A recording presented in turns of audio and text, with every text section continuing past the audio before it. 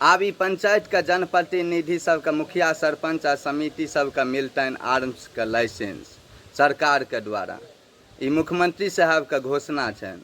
तो सबसे पहले तो मुख्यमंत्री साहब के कह चाहे छियनि यौ अहाँ सबसे पहले ई समाज के क्राइम मुक्त तो बनाइयो।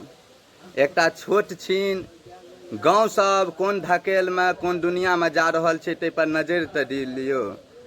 पूरा समाज के मेडिकल दुनिया के नशेरी बनेला के बाद आब दऽ रहल छियै समाज के ओ व्यक्ति प्रतिनिधित्वकर्ता सबके जिनका पर ई समाज में जो अपन दायित्व सही से अगर निर्वाह करती ता ई समाज ई हालते में नहीं जाती।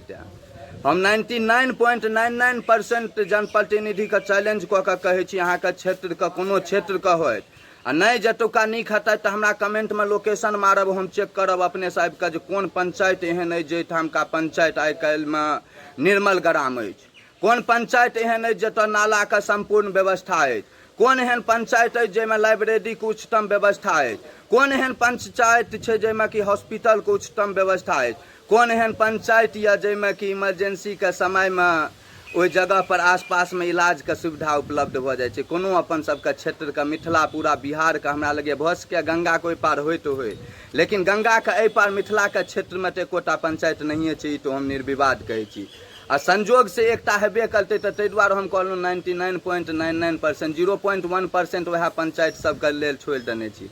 अपवाद के गिनती नहीं होइ छै। और अहाँ सब कनी कमेंट कऽ के बतायब जे हकीकत में अगर जनप्रतिनिधि के मुखिया के हमरा हंसियो लगैया और हवा के कारण एना भऽ रहल अछि, हमरा हंसियो लगैया जे अगर जनप्रतिनिधि सबके अगर आर्म्स के लाइसेंस मिल जेतनि तो सब कई तरह के आताताई करतै। अखन हुनकर आताताई कम छनि कि मनरेगा के नाम पर लाखों के गबन, झूठे से खरंजाकरण के नाम पर लाखों के गबन, झूठे से एम्हर सफाई करऽ लगतै तो ओकर गबन।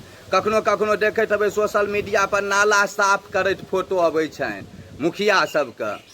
इस चीज उनका सोचे में लाज नहीं लगे छनि ओ फोटो घिंचबे काल में जे हमर पंचायत के मुखिया नाला जाम केना भेल, नाला साफ करे ले वएह लए तो जाम करबबै छथिन जो हम ओहिमे जाके अपने से साफ करब फोटो घिंचाब। नहीं तो नाला जाम केना भेलै जखन हरेक पंचायत में 7 निश्चय योजना के तहत सफाई कर्मी के बहाली छै। कि अहाँ के पंचायत में कोनो वार्ड में अबैया टाइम टू टाइम जल नहीं अबैत हैत। ज्यादा नहीं कहब लेकिन एकटा जरूर कहब बहुत दुख के बात छै जे भ्रष्ट जनप्रतिनिधि के लेल मुख्यमंत्री जी एहन तरह के योजना लऽ के अबै छथिन। हमरा हिसाब से तो नहीं भेटबाक चाहिए आर्म्स के लाइसेंस कोनो भी जनप्रतिनिधि के, क्या तो सबटा जनप्रतिनिधि बाहुबलिता के बल पर अबै छथिन, कोनो अपन समाज के विकास के नाम पर उदाहरण नहीं प्रस्तुति करै छथिन। बाकी तखन तो कानूने अंधापट्टी करिका बनले छै।